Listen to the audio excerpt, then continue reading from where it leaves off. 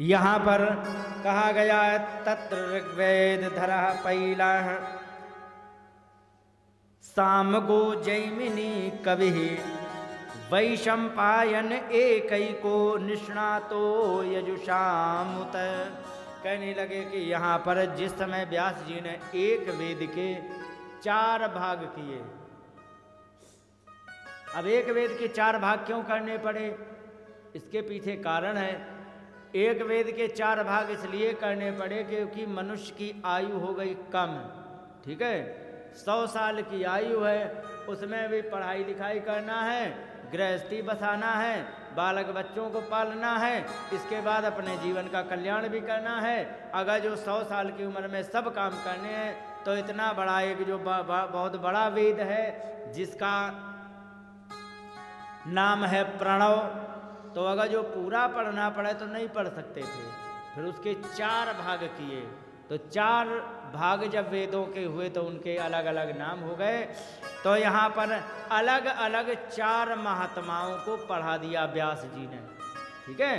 तो एक ऋग्वेद को पहले महात्मा को पढ़ा दिया, और साम वेद जैमिनी महात्मा को पढ़ाया, और यजुर्वेद वैशंपायन महात्मा को पढ़ा दिया, और अंगिरा महात्मा को अथर्ववेद पढ़ा दिया। अब कहे कि तुम अपने अपने चेलों को जा करके पढ़ाओ, और उसमें भी फिर छोटे छोटे टुकड़े हो गए। तो ब्राह्मणों में पूछते हैं, ये बताओ तुम कौन ब्राह्मण हो, क्या गोत्र है तुम्हारा, वेद क्या है, फिर उपवेद क्या। तो वह वेद और उपवेद वही होते हैं कि किस वेद से तुम्हें जुड़े हुए हो। अंगिरा गोत्रीय हैं तो अथर्ववेद आ जाता, तो ये चीज़ें आती हैं। और इसके बाद उन्होंने 4 भाग करके अलग अलग महात्माओं को पढ़ा दिया। फिर इतिहास और पुराण जो थे वो एक महात्मा को पढ़ाया जिनका नाम था रोमहर्षण, ठीक है। यहाँ पर लिखा है इतिहास पुराणा नाम पिता में रोमहर्षण। सूत जी कहते हैं हमारे पिता जो रोमहर्षण थे उनको इतिहास और पुराणों को पढ़ा दिया गया। इसके बाद पढ़ाने के बाद फिर कह दिया कि जाओ तुम सबको पढ़ाना शुरू करो, लेकिन सबको वेद का अधिकारी 3 लोग हैं। कौन? ब्राह्मण, क्षत्रिय, वैश्य, ये तीनों लोग वेद पढ़ सकते हैं, ठीक है। और पुराण जो है, शास्त्र, ये सब के लिए सार्वजनिक सेवा के लिए है। लेकिन वेद के लिए कुछ स्थिति ये बताई गई है कि स्त्री शूद्र द्विज बंधु नाम, स्त्री को शूद्र को, द्विज बंधु माने पतित ब्राह्मण, ऐसा ब्राह्मण हो कि जन्म से ब्राह्मण हो लेकिन कर्म बहुत डाका डालना, चोरी करना, उल्टे सीधे काम करना, चरित्रहीनता करना, मतलब दुराचारी हो ब्राह्मण, तो उसको भी वेद नहीं पढ़ाया जा सकता। दुराचारी ब्राह्मण को और स्त्री को, शूद्र को, इनको त्रयीना श्रुति गोचरः, ये 3 को वेद नहीं पढ़ाना चाहिए। तो पूछा तो क्या ज्ञान का अधिकार इनको नहीं है? तो व्यास जी ने कहा कि इस संसार में ब्राह्मण से लेके चांडाल तक कोई भी ऐसा व्यक्ति नहीं है जिसको ज्ञान का अधिकार ना हो।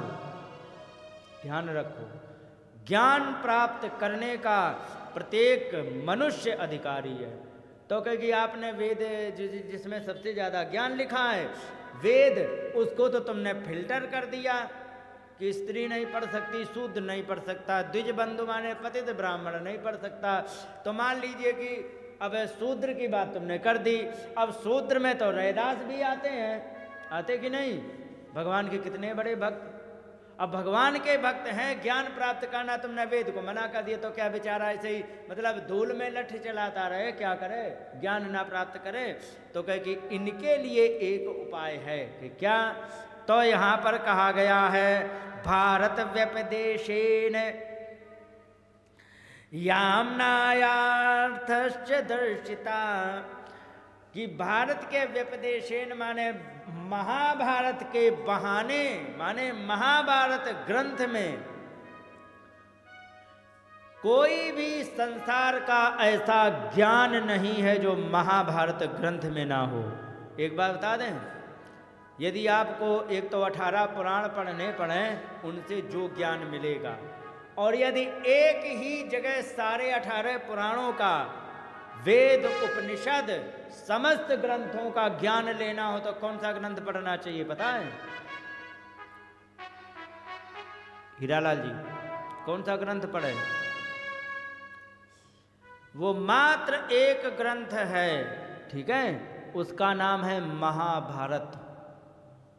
महाभारत, महाभारत वो ज्ञान का भंडार है, तुम्हें वेद पढ़ने की आवश्यकता ही नहीं, उपनिषद पढ़ने की आवश्यकता नहीं, पुराण पढ़ने की आवश्यकता नहीं, वो ज्ञान महाभारत के अंदर है। तो यहां पर कहा उन्होंने कि महाभारत के बहाने से मैंने सारा का सारा ज्ञान, वेदों का अर्थ, सबका सार निकाल के मैंने महाभारत में दे दिया है। तो महाभारत पढ़ने के लिए किसी को प्रतिबंध नहीं, चाहे शूद्र हो, चांडाल हो, पंडित जी हो, चाहे पतित पंडित जी हो, सब पढ़ सकते हैं। अच्छा, वेद में रिस्ट्रिक्शन क्यों लगाई मालूम है? क्योंकि वेद, देखो एक बात और बता दें, हमारे पास कल्याण के 3 साधन हैं, ठीक है। एक तो है वेद, ठीक है, एक है शास्त्र पुराण, ठीक है, जैसे कि ये है, ये पुराण है, और एक होती है उपासना। बिल्कुल है पढ़ा लिखा नहीं, अंगूठा टेक है, तो वो कैसे कल्याण करे? तो उसके लिए सिर्फ एक रास्ता है, जैसे कि शबरी हैं, वो भगवान की उपासना करें। इनमें तीनों में अंतर होता है, समझ गए? अंतर क्या होता है? वेद होता है शब्द प्रधान, ठीक है, अगर जो सही से स्वर नहीं लगाया, ह्रस्व दीर्घ प्लुत, अब ये तुम नहीं समझोगे, व्याकरण का फंडा है, तो ह्रस्व दीर्घ प्लुत ये नहीं तुमने ठीक से लगाया तो अर्थ बदल जाएगा। अर्थ बदल गया तो उसका गलत अर्थ भी निकल सकता है, और गलत यदि अर्थ वेद का निकल गया, वही आचरण में ले लिया तो भटक जाएगा, क्योंकि ह्रस्व दीर्घ में भी बहुत बड़ा अंतर हो जाता है। तो कहने का मतलब ये है कि शब्द प्रधान होता है वेद, जिसमें बिल्कुल चूक की कोई वो नहीं होती है, बीच में जगह गलती नहीं कर सकते हो तो नहीं कर सकते हो। शास्त्र होते हैं अर्थ प्रधान, ठीक है, शास्त्र एक स्वयं पढ़ो, ठीक है, जैसे रामचरितमानस बहुत से लोग पढ़ते हैं, रामचरितमानस एक घर में पढ़ो, और एक कोई कथाकार यदि सुना रहा हो तो घर में पढ़ने से ठीक 2 गुना आनंद आएगा। क्यों? शास्त्र होते हुए अर्थ प्रधान होते, उसका जब बढ़िया सी व्याख्या की जाती, तबीयत प्रसन्न हो जाती कि नहीं? तो शास्त्र होते हैं अर्थ प्रधान, और उपासना होती है भाव प्रधान। ध्यान रखो, यदि भाव नहीं है उपासना में, खूब घंटी बजाते रहो, भोग लगाने जाते, किन किन किन किन घंटी बजाई, और इसके बाद धुले हुए जो अंगूर रखे थे तुरंत उठाए और गटागट खाने लग गए, लेकिन भावना नहीं है कि भगवान हैं, कि हमने एक ड्यूटी पूरी कर दी है, तो उस भोग लगाने का कोई अर्थ नहीं। और यदि भावना है कि भगवान हैं, खाएंगे, तब रख दो, भगवान पाते हैं। भगवान भाव प्रधान होते, उपासना भाव प्रधान होती है, शास्त्र अर्थ प्रधान होते हैं, और वेद शब्द प्रधान होते हैं। तो सबको शब्द का उच्चारण, शब्द का अर्थ सही से उच्चारण नहीं होगा तो अर्थ गलत हो जाएगा, नहीं हो पाता। इसलिए यहां पर उन्होंने कहा कि मैंने महाभारत के बहाने मैंने सब कुछ यहां पर सारे चारों वेदों का, उपनिषद और शास्त्रों का सारा ज्ञान मैंने इसमें दे दिया है। इसको पढ़ करके ज्ञानवान हो सकता है। तो ये, और फिर ये बताइए भागवत लिखी क्यों गई, इसके विषय में भी बताओ। तब भागवत क्यों लिखी गई है इसके विषय में बताने लग गए कि 17 पुराणों को जब लिखा गया तो 17 पुराणों को लिखने के बाद उसमें ऐसा ऐसा ज्ञान भर के दिया आपको, शायद मैंने बताया था पिछली बार, ऐसा ज्ञान भर के दिया है कि अगर जो वास्तव में तुम शास्त्र पढ़े हो और सामने व्यक्ति खड़ा हो जाए तो उसका भूत भविष्य वर्तमान सब कुछ बता सकते हो। मैंने तो एक ही अध्याय पढ़ा, मालूम है किसका? स्कंद पुराण का। एक अध्याय पढ़ने का परिणाम यह है कि हमारे सामने कोई खड़ा हो जाए ना, हम उसका पूरा चेहरा पढ़ लेते हैं। क्या हुआ कि वैशंपायन ने प्रश्न किया कि महाराज क्या बताया जाए? आप कह रहे हो गृहस्थ आश्रम बहुत बढ़िया होता है, गृहस्थ बिना ढंग से मुक्ति नहीं होती है, क्योंकि गृहस्थ आश्रम सब कुछ लेके चलने वाला होता है। लेकिन जब दूसरा व्यक्ति आ जाता है, अगर जो विचारों से प्रतिकूल निकल जाए, मान लो तुम सत्संग वाले पत्नी हो, क्लब वाली जोड़ी बनेगी, बिगड़ेगी ना। अब बिगड़ी जोड़ी में जब ब्याह होगा तो सच बताना, घर में सुंदर कांड होगा कि लंका कांड? किसकी आशंका है? तो लंका कांड होगा। तो गृहस्थी बनी कि बिगड़ी? तो यहां पर वैशंपायन कहने लगे जब एक पत्नी लाते खटपट हो जाते, जिंदगी नरक हो जाती है। ये बताइए ऐसा कोई उपाय नहीं है जिससे हम ऐसा जीवन साथी लेके आए जिससे कि घर में खटपट ना होगी? हाँ बिल्कुल, क्योंकि क्या तो वहाँ स्कंद पुराण के काशी खंड में अध्याय 2-3 दिए गए। उसमें क्या कि लड़की यदि तुम्हारे सामने आ जाए, उसके तुम हाथ देख लो, चेहरा देखो, उंगलियां देख लो, पैर देख लो, इतना यदि देख करके और तुमने यदि अच्छी तरह से पढ़ाई करी है, उसके तुम अंदर क्या चल रहा है वो तुम झांक के देख लोगे। मेरे साथ हो चुका है 1-2 बार। भराला जानते हो? भराला है, भराला में भराला में मैं गया तो एक लड़की ऐसे ही आती थी पूजा करने, तो वो दिखाती तो बड़ी प्रसन्न रहने का, लेकिन यथार्थ में अंदर से बड़ी टूटी।